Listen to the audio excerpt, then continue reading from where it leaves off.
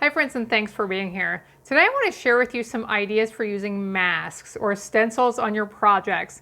Now, if you watch along with my videos, you've seen me use masks with blending brushes before. I know many of you have done this, many of you have seen this. Today I want to share with you a few ways to change up using blending brushes with your masks to get a little bit different look and some really neat cards. Let's take a look at them. This is a new set of masks I've been playing around with. It's called the 4 Square Decorative Mask Set. And I want to just give you some really simple ways to use masks a little bit differently. So in a lot of cases, we would use a mask with blending brushes and just cover the entire piece of paper evenly. But I was thinking, like, well, why don't we do fun patterns? And so I'm just going to share a few with you right here for using your masks a little bit differently. And then I have several finished cards using different ideas for your masks that I want to share with you here in just a minute. Now, if you are doing this yourself, I really encourage you to use some tape, some removable tape to hold everything in place and just make it a little bit easier to get a nice result on your projects. So this is the idea I'm going for, is like, well, let's try some patterns with our masks. So then we get the really neat look from the mask, but we also have a fun pattern of some sort. So on this one, I just did the corners, and you'll see a finished sample like this. I think this looks really nice, and it is quick and it's easy, as you can see. Let's try another one. And this is one that I had fun with already. And I'm going to spread these out a little bit more than what you'll see on the finished card sample. But just doing stripes. So normally when I'm using my blending brushes, I'm using a circular pattern to apply that ink. But to get this striped look, I am just going straight back and forth. Like I said, this will be easier if you tape your mask to your card and your paper underneath, if you have paper underneath. But this way you just don't get that solid pattern all over. You get that fun striped look. Now here is another one that I really think this is fun to use a mask along with a die cut of a particular shape. So you can actually layer masks. Here is one, for the layering masks to work, you need to have the right masks that will look nice together. These are the two that I use. This darker one is actually from a set called the Artistic Mix Masks, but I layered these two. Now, I don't love the way this turned out, but I just wanted to mention this so that you can play around with it with the masks in your collection, that you can actually layer two on top of each other and get a really unique look as well.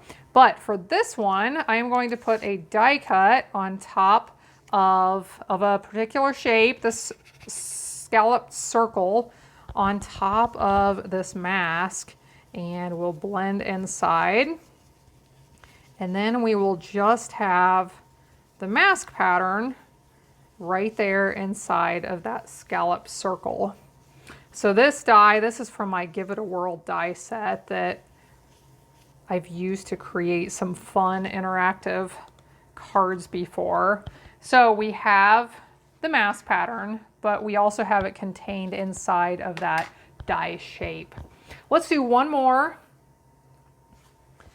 Let's use this mask, and for this one, I am just going to do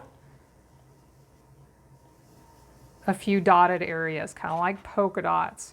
So let's add a few. I think as we go down, I'll space them out a little bit more and get a little bit lighter in color. And when we lift that up, then we have that fun pattern, but we only have it in a few spots. Now let's take a look at the cards that I have finished, and I'll share. I finished some of these with a neat die set that I've been playing around with, and I finished some with this Good Feeling stamp set. I love these big greetings. I thought they would be perfect for stamping over the masked areas that we had created.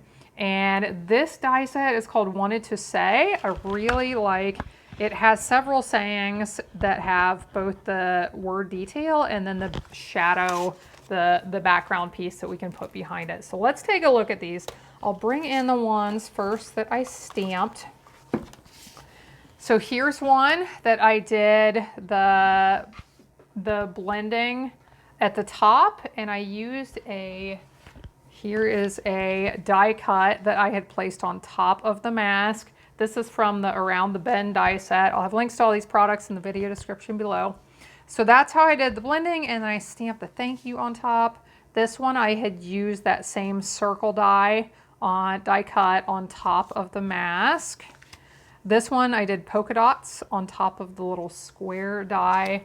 And then the fourth one that I stamped on with the Good Feeling stamp set, I just stamped the greeting over top of this one. I had done the stripes, so I didn't get the full pattern. I just got the stripes on every other line of that design. And the ones I did with the die cuts, I really love how these turned out. This is a really neat die set. Here is one I blended in the center, and then as I went outwards, I faded out to where you don't really see any of the ink at the outside with the die cut that says "You're Too Kind." This one I did with the stripes, as you can see, and finished it with the Celebrate greeting. Here I did the corners and the Happy Birthday greeting. And this one, I applied the ink at the edges of the cardstock, but blended it to get lighter in the center, and then finished it with Feel Better Soon. So hope this gives you some fun ideas you can play around with your masks and your blending brushes. If you're interested in another tutorial on lots of ways to use masks, I will link to that in the video description below. Thanks for being here. If you're new, I would love for you to subscribe. I hope you have a blessed day, and I hope you'll be back again next time when I'll be here helping you to hand make with love.